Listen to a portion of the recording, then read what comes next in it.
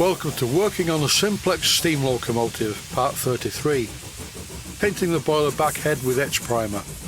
Although this is designed to etch steel, it sticks very well to other metals. The Steam Chest Gland adjusters were damaged, and I remachined them. Once the primer was dry, after 24 hours, I painted the backhead gloss black. I replaced the gland packing with a couple of steam-grade silicone O-rings. After repairing the mechanical lubricator, I checked the cylinder drains to see if they were blocked. I did this using a small twist drill.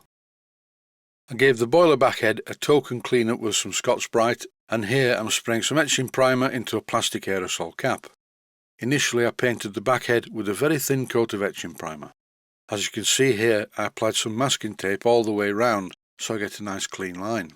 Spray paint is very thin, as it comes out of the nozzle attached to the aerosol can. So when you use a paintbrush to apply this paint, it does tend to run very easily. You have to be careful.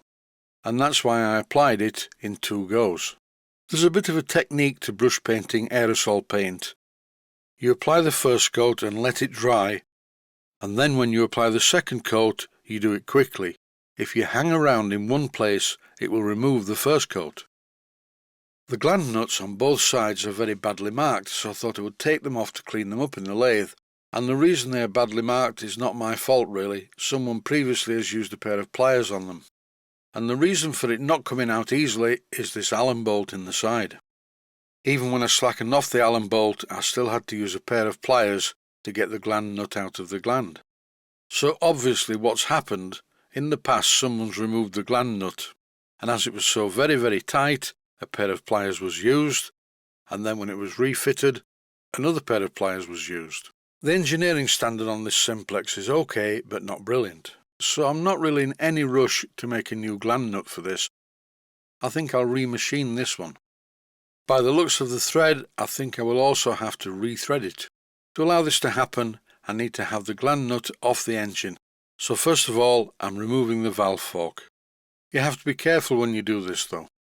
On this Simplex, the valve spindle is secured to the driving block that moves the valve using a substantial grub screw, but on quite a lot of steam engines the valve spindles are threaded into the driving block for the valve, so you could be altering the valve timing as you screw off the valve fork. Time to remove the graphited yarn, if that's what you can call it. This is the modern stuff and it is absolute rubbish. The best graphited yarn is the older material, and often this stuff comes up for sale on eBay as new old stock. A good alternative is to buy a larger piece of graphited yarn for a full-size steam engine and unpick it. But please be aware, I think it contains asbestos, that's why the formula changed. My eyesight is getting steadily worse. I'm using a magnifying glass to find out what the thread is. It's 1/2 inch in diameter and the thread is 1/2 inch by 32 threads per inch. I fitted the respective die into one of my die holders, and in this clip I'm cleaning up the thread using the die in the lathe. I'm using the chuck in the tailstock to just make sure that I keep the die in line. I don't want it wandering about all over the place and damaging the thread even further. In no time at all I have a very clean 1/2 inch by 32 threads per inch gland nut. The next part of the job is to hold the part by the threads, not putting much pressure on the threads because I don't want to damage them again. Initially I use a few light cuts to clean up the outer edge, and then I take a light facing cut across the front. This is an optional extra, but I use the parting tool to give a bit more definition to where the threaded part meets the plain part. And because the part is held by the threads, I'm still using very light cuts. Now to put it back together, I'm going to use a couple of O-rings in preference to the modern graphited yarn. Why 2 O-rings? Well, if you think about it, inside the gland itself it will be tapered as it was probably drilled with a drill bit, and I thought that using just 1 O-ring may not seal properly. I lubricated the valve rod before refitting the gland nut, and as you can see some oil is coming out of the grub screw hole. I'm going to plug this hole using a much smaller grub screw. In this clip I've refitted the valve fork, and here I'm securing the combination lever with the pin. I now need to do exactly the same at the other side of the engine, then I will give it a good run on compressed air to make sure nothing falls off.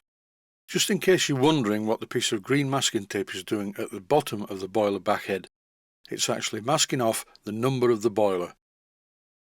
Every steam boiler needs to have a unique number, and this matches the boiler to its corresponding boiler certificate. The reason for the masking tape is so that it's easily readable, which it won't be if I daub it with black paint. This painting sequence is quite short. It wasn't in reality, it took a while, but I'm running the video at 4 times normal speed.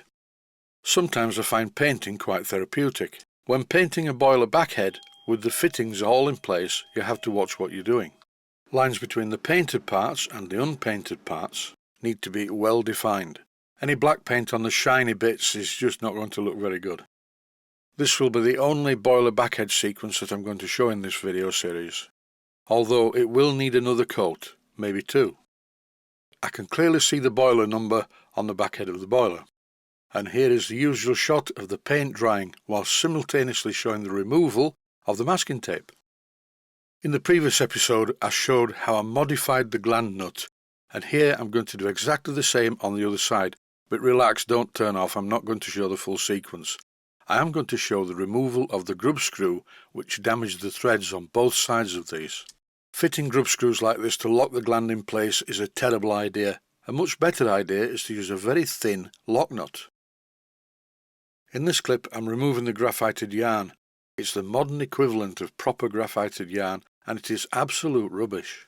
It's got very little in the way of body to it, it's very thin and spindly.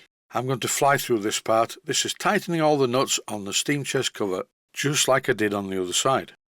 Once I'd finished tightening all these nuts, before I left the workshop, I gave both of the steam chest covers another coat of satin black. This next little job is very important. I've lifted the smokebox off the saddle and propped it in place with the part that goes across the front of the smokebox. And here I'm using some marking out blue, but I'm not using the brush that comes with it. I'm using a much finer, flatter brush to coat the smokebox so that when I mark the position of the bolt holes with the scriber through the saddle, the marks I make will be very visible when I come to drill the holes in the smokebox. In this clip I'm oiling up the engine because at the end of this video I'm going to let it run out with the engine running on the bench using compressed air. I made a separate video, not part of the series really, all about fixing the mechanical lubricator on this engine which was broken. And here's one of the boxes of bits that I frequently refer to, and this is my small box of drain cocks and lubricator bits and pieces. And believe me, this has been the most useful box of bits I've ever had. Here is a clip from the video. It's called The Trouble with Mechanical Lubricators, and this was about halfway through the job. I made a slight modification, but as you can see it's currently working okay. I fitted another lock nut against the central column to make the whole thing more rigid, and now the lubricator is working I can run the engine much faster.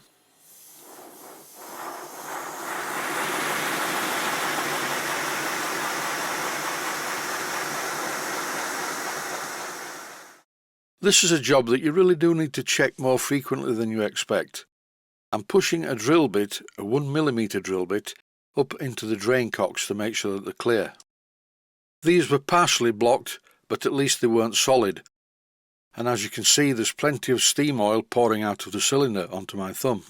This is a good sign. I'd be very worried if my fingers weren't as oily as this. The last thing I do when I run a steam engine, if it has drain cocks, is open them to let any trapped water drain away.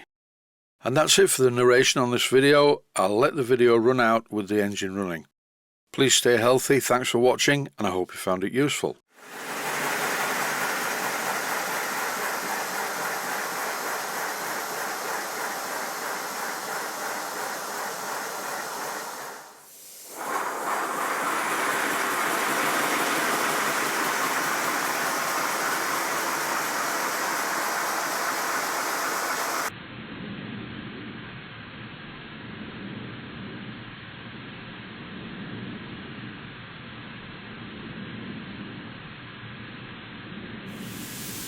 Please take the time to visit my main Steam Models website and click on the section of the website that says Video Playlists. And by doing that you can find other videos that you may like to watch.